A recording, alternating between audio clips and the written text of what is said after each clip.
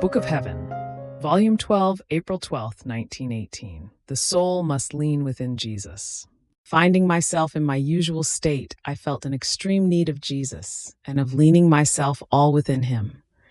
And my sweet Jesus came and told me, "My daughter, lean yourself completely within me.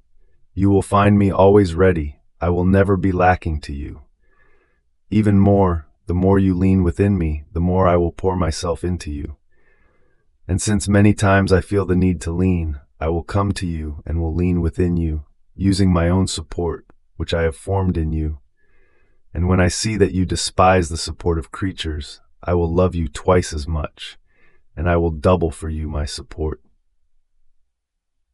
Then he added, "When the soul does everything to please me, to love me, and to live at the expense of my will, she comes to be like members to my body, and I glory in these members as my own.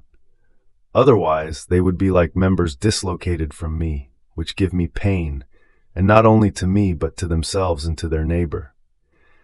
These are members which spurt a matter, such as to infect and wither the very good that they do.